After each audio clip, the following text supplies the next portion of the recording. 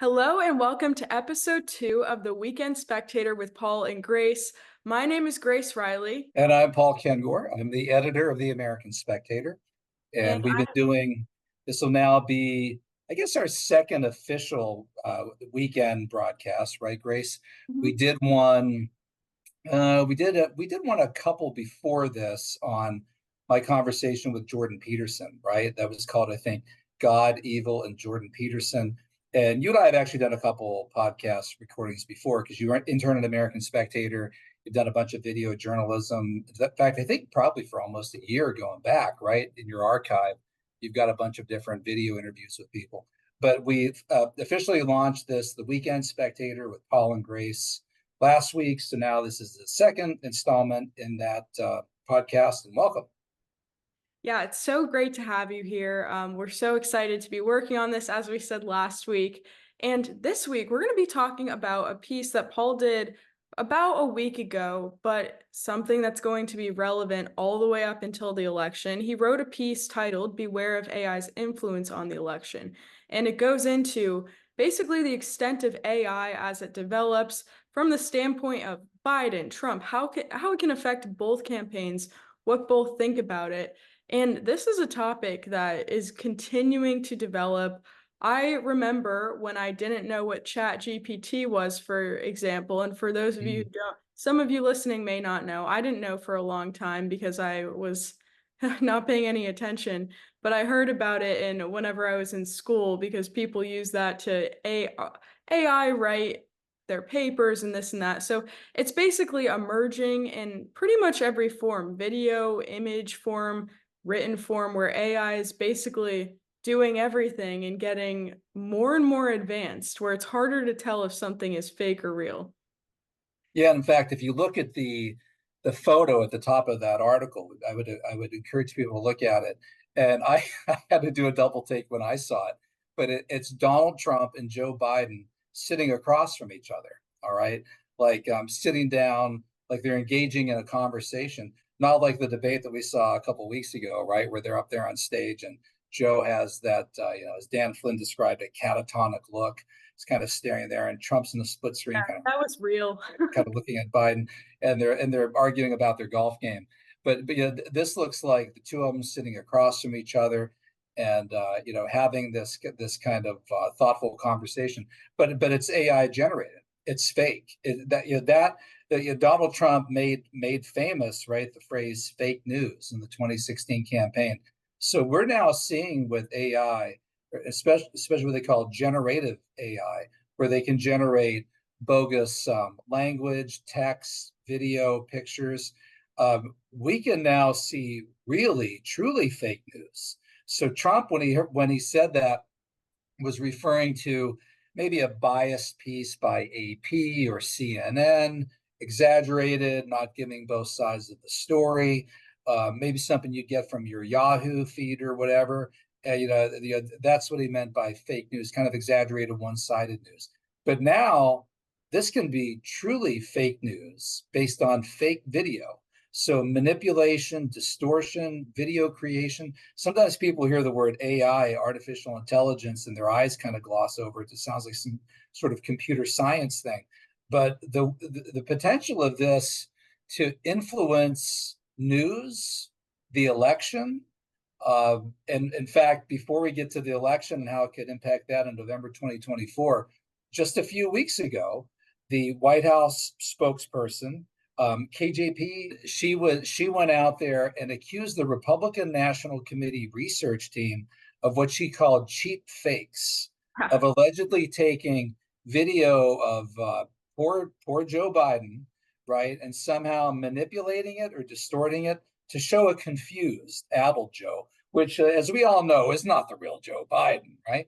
Oh, And this had been right at the time of the G7 summit, where the Italian Prime Minister Giorgia Meloni, she goes over and has to kind of like grab Biden, right? Reminds me, Grace, of my Italian grandmother, right? Filomena Grace Gentili, right? Giuseppe, vieni qui, right? Oh, over here, come here, right? And she kind of pulls Biden back.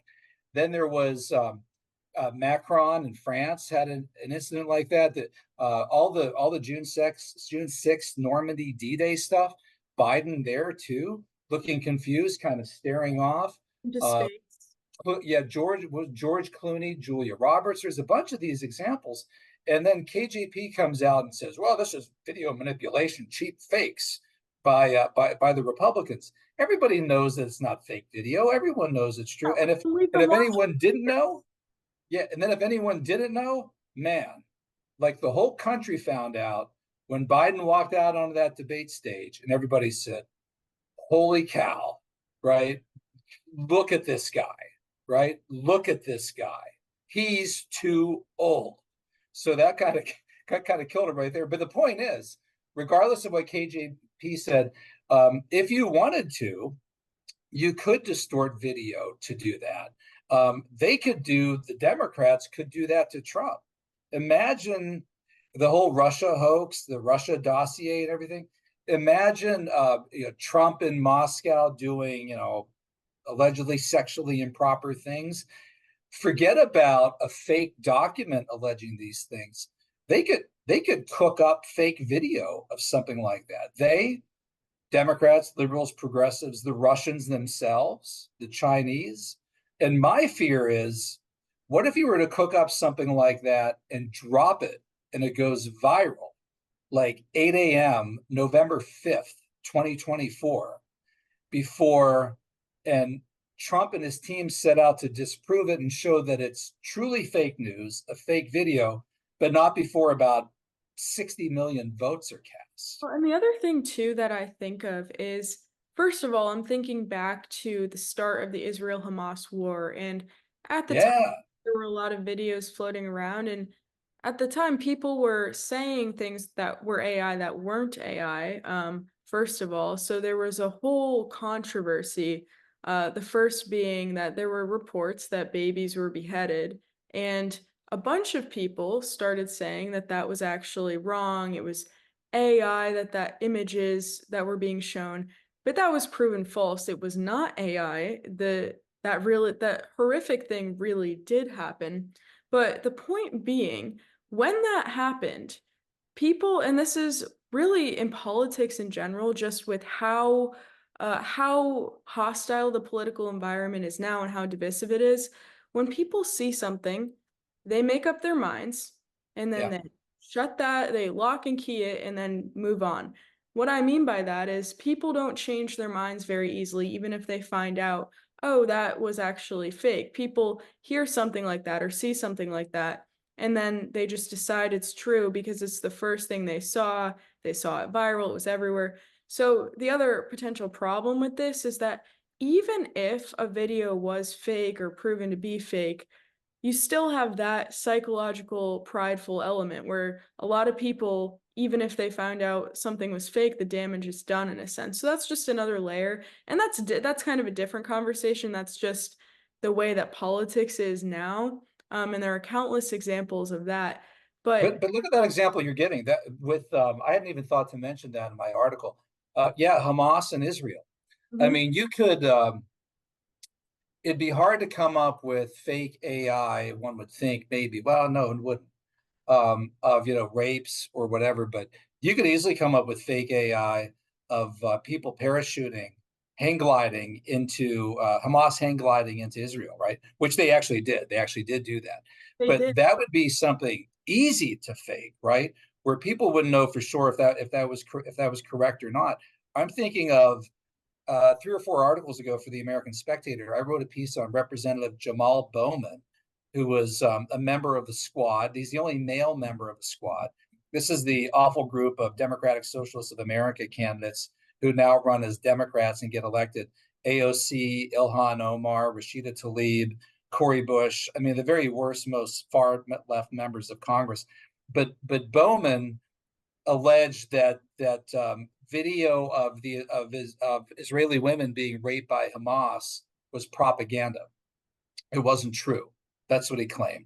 He later apologized for it, but he was so anti-Israel that he's the first member of the squad actually to be defeated in a primary. He actually lost a couple of weeks ago. But in his case, I don't know. He might have even been a victim of some. Well, he's probably a victim of propaganda himself. Mm. In that case, but fake news is being generated here by these different AI technologies. And it's giving people an excuse to call something fake news that isn't fake news. It's giving people an easy tap. Yeah, Oh, well, that's just AI, even if it's not AI. So I right, guess too, what right. we're saying is this is something to be aware of and be paying attention to in the news. And Trump did have a really interesting video conversation. It was a podcast interview with Logan Paul, who is very, very popular. And this was a pretty big sit down, I would say, for Trump. Great move on his campaign's Yeah, I agree. team. I mean, a great move, really interesting sit down. But he talked about AI in that interview, which you mentioned in the article. Do you want to share a bit about that? Yeah, do you have the direct quote in front of you too? Because it's a really good quote. And Trump said two different things about AI in that video. One, he talked about a staffer who offered a speech for him, and he said something like, "Snap!" In 15 seconds, he had the speech. It was AI generated, and Trump said something like, "Wow, Yeah, this I have sucker's the really quote. good. I'm going to use this." Yeah, he said that he goes click click click, and then like 15 seconds later he shows my speech written so beautifully. I said, "I'm gonna use that sucker." That's what he said, which you Yeah, know, the funny and what I would just jump in and say about that, I think he was joking and it was funny, but I mean, if we're talking about Trump versus Biden too, Trump does not, they probably wish Trump would read off a teleprompter half the time. He doesn't. I've heard him speak many times, maybe he's maybe best without one. know, and he'll talk for hours and he's not reading off of anything. No. Sometimes he may read a few points off a teleprompter. So as far as any concern with Trump using AI, he's not reading anything. Biden, on the other hand, couldn't get through a 4-minute teleprompter written speech the other day. So this was about a week ago now that you're watching this. But Biden, Yeah, well, first of all, and misread the teleprompters and said out loud, end of quote, at the end, and couldn't even make it. It was 4 minutes and completely butchered from a teleprompter. right. Yeah, in fact, that reminds me, you went to college in Grove City College in Pennsylvania, which is where I'm from. Remember John Fetterman in the Yeah. debate with Mahmoud Oz after having strokes, and he couldn't read from the teleprompter that they let him use during the debate, and then he ends up winning by 5 or 6 points anyway. Of all things, the Democrat So the voted point for him is, anyway. AI can't help either of them. No, no, no, it's exactly right. But imagine if so Donald Trump, he's at his best, of course, when he's speaking off the cuff. He's also sometimes at his worst because that's when he says things that he shouldn't say, right? Because a teleprompter can help keep the guide rails on. So sometimes when Trump misspeaks, right, it's because he's speaking off the cuff. But what AI could do is it could put Trump in one of those rallies, in Greensburg, Pennsylvania, my hometown of Butler, Saying Pennsylvania. something you didn't, yeah. Yeah, and make the voice, the lips say something else. Yeah, 'cause that's the And other thing you said in the article and was in the Logan Paul interview. It was yeah, that Trump said he saw this fake video of him and he almost couldn't tell that it was fake of himself because it was so accurate. yeah, it's like endorsing a product or something like that. And think about this: Trump himself couldn't tell that it wasn't him. And before we get to what he said to Logan Paul about national security, I also mentioned the MIT professor's simulation of Barack Obama endorsing the professor's course to try to convince students at MIT to take the course. And it's not actually Obama doing that, right? But the professor made it look like Obama was doing that. And I saw that and I thought, forget about endorsing a course, man. What if you put Obama out there endorsing a candidate, right? Democrats, think about this. What if some Republican trickster puts together to drop the morning of November 5th, 2024, Donald Trump saying, Joe Biden is really too old and I've decided to throw my weight behind Robert F. Kennedy Jr. He's an old Democrat. He comes from a family of Democrats. I love the Kennedys. And they could make him appear to be saying that. So you could cook up a fake endorsement by a former president by using this generative AI technology. Yeah, and I think that says it all too with the political sphere is already on a totally different level than it had been before. In a lot of ways, it changed starting in 2016, and it's just been different ever since. But I mean, with this thrown in, it's just another thing to be looking for. And even beyond politics, AI is something that is a safety concern in general. Recently, there have been a lot of stories that have come out about scam callers that'll call with, for example, your daughter's voice saying that this has actually happened. They manipulate someone in your family's voice calling saying that uh, they need ransom money from you, that they've been kidnapped or something like that. Oh my! Oh, People believe it, and so that's actually been a warning on the news too, to be what an careful, evil to thing for someone to do. have a safe word in your family or to have a secret word so that you can tell if the family member is really them, if something like Wow. that happened. Because and my family has one, and we have a safe word where they know that if I were to make a call like that, I'd say it so that they know it was really me. And that's kind of what you have to do. That's how serious this is. That's how good AI is. That's how believable it is. There are actual stories where people have thought that their family members have been abducted and calling for ransom money, but really it was just fake AI generated, which is crazy to think that that's even possible for it to be that accurate, where you could trick your own family member into or have your own family member tricked into thinking you were in danger. I mean, it's crazy. So that just kind of shows the level of this too, as we think about it in politics. Really, like it's pretty crazy.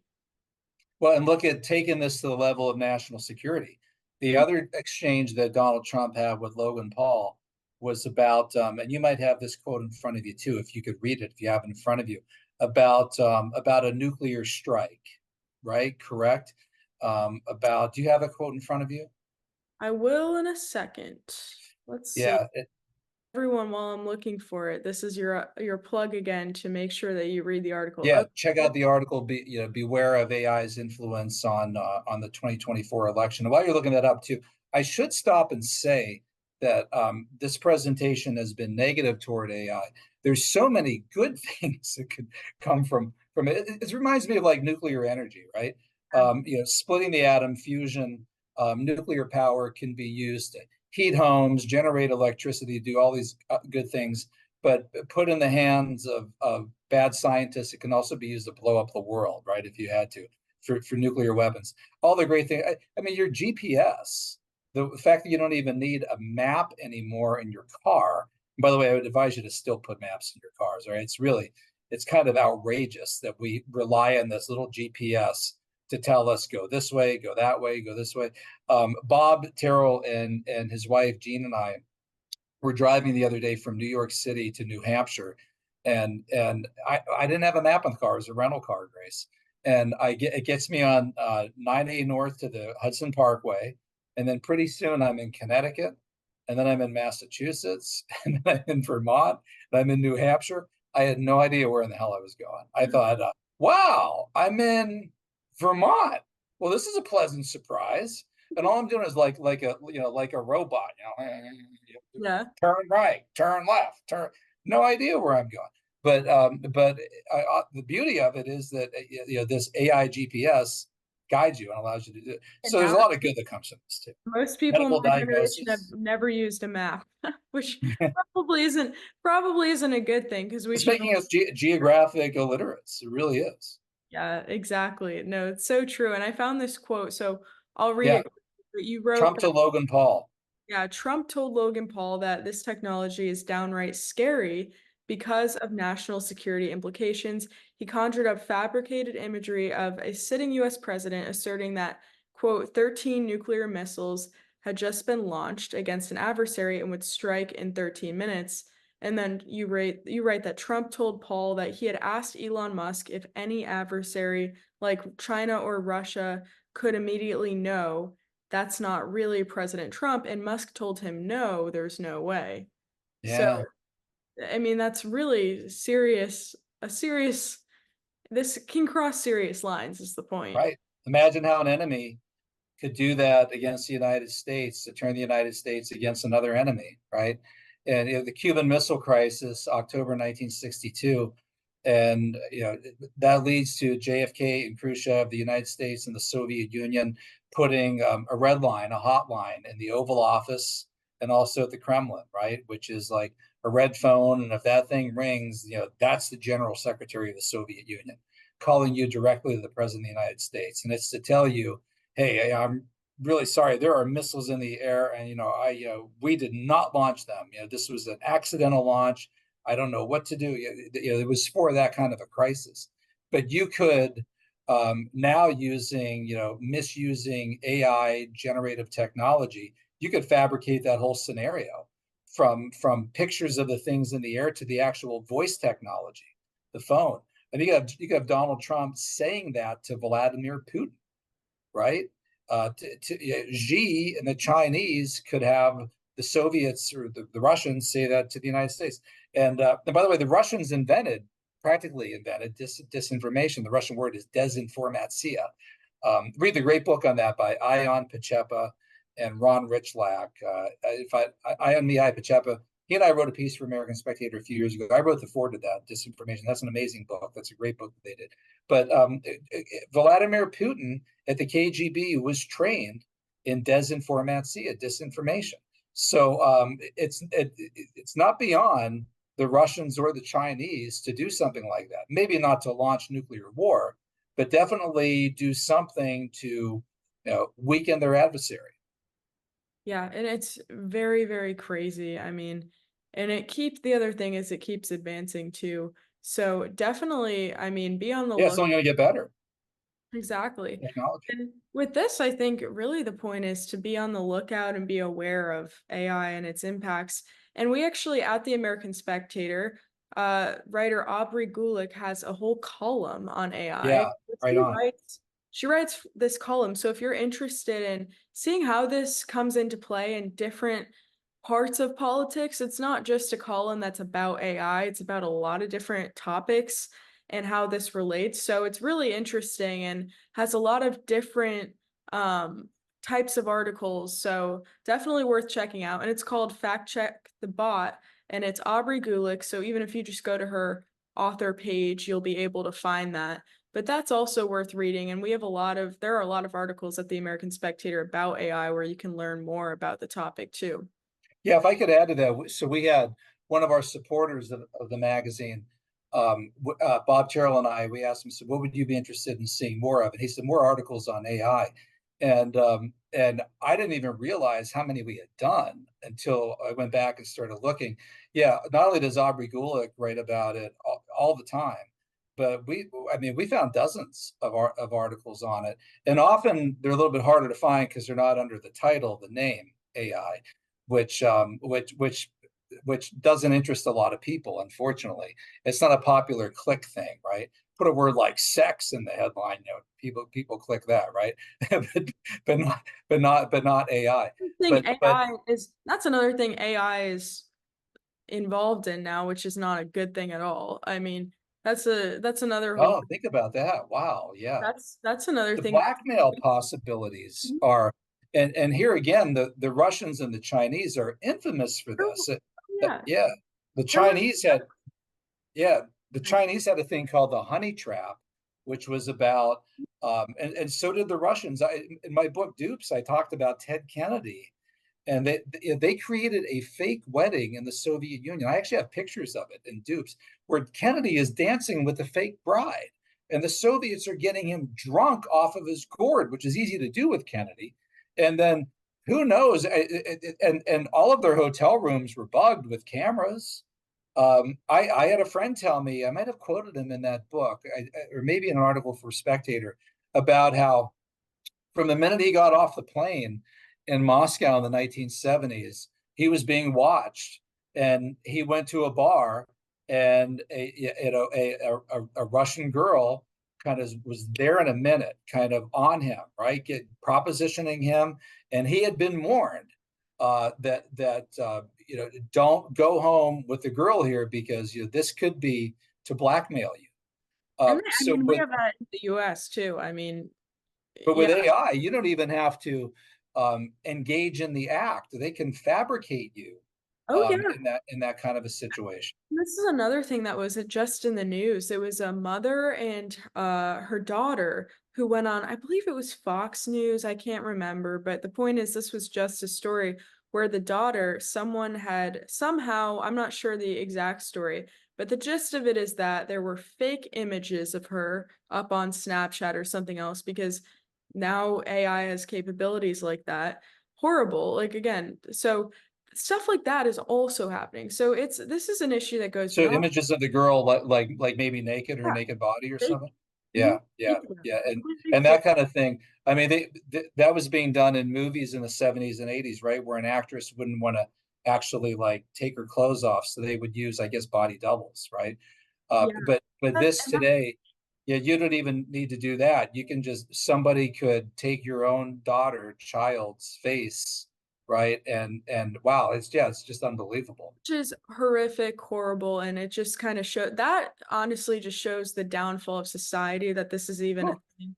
Because that kinda thing is a That's choice. the fall of man right there, Grace. You Really? know? Yeah, exactly, that's a perfect example of it. But yeah, this issue definitely goes beyond politics, but is something really necessary to watch in politics. And before we close quickly, this is off topic and has nothing to do with AI, but I figured I should mention, so something that you should all check out. So I work for Restoration of America, and one of the projects that we've been working on, well, we have 2 projects we've been working on, and maybe we could talk about them in a future episode because I think they'd really interest people. One is called the Language Watch series, and the Language Watch series basically takes phrases that are used in politics all the time. So something like gun violence or election denier or climate change or this or that. Mm. There's all sorts of different phrases. There's abortion rights. What else? We just did social justice. So there's all sorts of phrases. Marriage equality. Yeah, you know what? I'm gonna add that to our list. That's a good idea. But Mhm. we've done these videos where they are 1-minute videos talking about the ways that those phrases are used for political manipulation. So that's an interesting series you can find at Restoration of America. And also just launched something called the illegalaliencrimes.com website, which shows you crimes that are happening in your state. So those are just interesting projects that we could probably talk about at some point. Hey, Um, by the way, when Jordan Peterson and I talked, we talked about how the left have just been masters at sloganeering, right? mhm. And it was in the context of Karl Marx using all kinds of revolutionary catchphrays in the Oh yeah, manifesto. and this is something. Workers of the world unite. The left does this, right? Marriage equality. Jordan pointed out, DEI. They're just social justice. Yeah, they're just marriage equality. I mean, when they rephrase gay marriage as marriage equality, you knew we were toast. You knew For we were going abortion to lose. rights, Right? right? Abortion rights, healthcare, women's health. And this comes from and we've talked about this and we do have to close because we're running out of time, but we've talked about this even in your class before. But Saul Alinsky, the communist who wrote Rules for Radicals, he says in that book, so the book, and this is another thing, whenever I was working at Young Americans Against Socialism, my boss had me read that and look at it because it was important that we understood what the tactics of the communists and the left were as we were trying to combat that messaging and market against socialism. So, in reading that and looking over that book, one of the things Saul Alinsky advocates is this, and he says, whoever controls the language is controlling the thought, essentially, and whoever Right? is changing the language is changing the way people are thinking, and that's really true, and that's why the leftist tactic is to use terms like that to mislead people and uh, just basically be propaganda. In his book that begins with an acknowledgement to Lucifer, that first rebel who won himself his own kingdom, said You know, Saul. don't they all? That's the other thing about this. Don't all the communists really? It's crazy. It's Karl crazy. Marx. Oh yeah, Karl Marx. And that'll be, I'm sure we'll continue to talk about that more. But just before we close, you can watch our episode with Jordan Peterson that was mentioned at the beginning of this too to hear more on that topic. Um, But thank you so much for joining us for the second episode of the Weekend Spectator. Just like last week, we've had a lot of fun this week, and we hope that you did too watching. It was so great to have you with us, and we're looking forward to releasing another episode next Saturday. Thanks so much for joining us. Thanks, everybody, and get a copy of this and send it, share it with friends, post it, social media, wherever. And Grace and I will see you again next week.